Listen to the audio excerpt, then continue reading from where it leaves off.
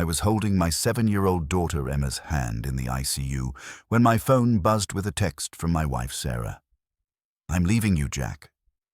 I can't stay around to take care of our daughter if she's really going to be a cripple now. Good luck with her. Love." I read it twice, then carefully typed back one word. Understood. Have fun. 3 years later, Sarah would realize that understanding and accepting are two very different things. But let me explain how a woman who abandoned her disabled child became the most hated person in our town, while I became the father everyone admired. Emma had been in a car accident. A drunk driver T-boned us at an intersection. I walked away with bruises. Emma's spine was compressed, and the doctors weren't sure if she'd ever walk again. For 2 weeks, I lived in that hospital room, sleeping in the chair beside her bed, feeding her ice chips, reading her favorite books. Sarah visited exactly 3 times. Each visit was shorter than the last, and I could see the disgust in her eyes when she looked at our daughter's leg braces and the physical therapy equipment. On the 3rd visit, while Emma was sleeping, Sarah pulled me into the hallway. "Jack, I can't do this," she whispered harshly. "I didn't sign up to be a caretaker for a disabled child. This isn't the life I wanted.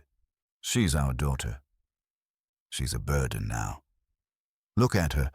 She might never walk, never be normal. I'm 32 years old.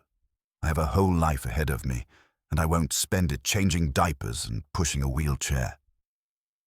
I stared at my wife of 9 years, seeing her clearly for perhaps the first time. "What are you saying?" "I'm saying I can't love a cripple, Jack. I just can't, and I won't pretend to." That last sentence, I made sure to remember it exactly. You see, what Sarah didn't know was that I'd been suspicious of her behavior for months before the accident. The late nights, the secret phone calls, the way she'd started dressing up for grocery runs. I'd installed a voice recorder app on my phone weeks earlier, and it had been running during our hallway conversation. When she sent that text 2 days later, I was prepared. Sarah worked as a pediatric nurse at Children's Hospital, the same hospital where Emma was being treated. She'd built her entire career on the image of being a caring, nurturing woman who dedicated her life to helping sick children. She was beloved by colleagues, respected by doctors, trusted by parents. She had no idea what was coming. The day after she left, I made some phone calls. First to her supervisor at the hospital, then to the state nursing board, then to our local newspaper's human interest reporter who'd done a story on Emma's accident. "I have something you need to hear," I told each of them. The recording was devastating. Sarah's voice, clear as day, saying she couldn't love a cripple and calling our daughter a burden she didn't sign up for. Her disgusted tone when discussing Emma's condition.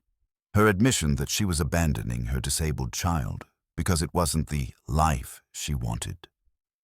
The hospital fired her within 24 hours. The nursing board launched an investigation into her fitness to work with children. The newspaper ran the story with the headline, "Local nurse abandons disabled daughter, calls her cripple in recording." But I wasn't finished. I reached out to every parent whose child Sarah had treated, sharing the recording and asking them how they felt about a woman who would abandon her own disabled daughter, caring for their sick children.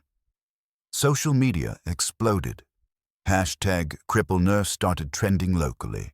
Parents demanded refunds from the hospital, questioning every treatment decision Sarah had made. The story went viral nationally.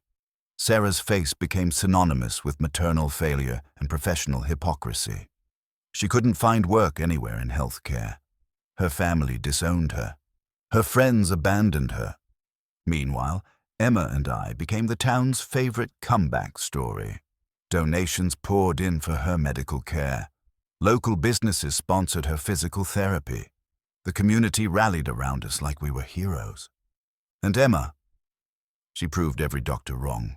18 months of grueling physical therapy, and she was walking again.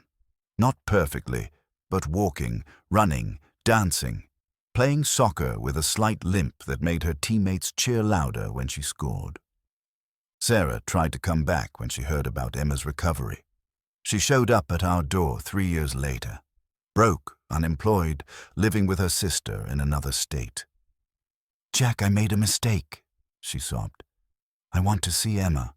I want to be her mother again." I called Emma to the door. She looked at Sarah, this woman she barely remembered, with the same confusion she'd show a stranger. "Daddy, who is this lady?" "Nobody important, sweetheart. Go finish your homework." Emma skipped away on legs that were supposed to never work again, leaving Sarah crying on our doorstep. "She doesn't remember me," Sarah whispered. "Why would she?" I replied calmly. "Mothers don't abandon their daughters. You're just the woman who used to live here before Emma got better." Sarah's world had collapsed because she thought a disabled child would ruin her life. She never realized that abandoning that child would ruin it instead.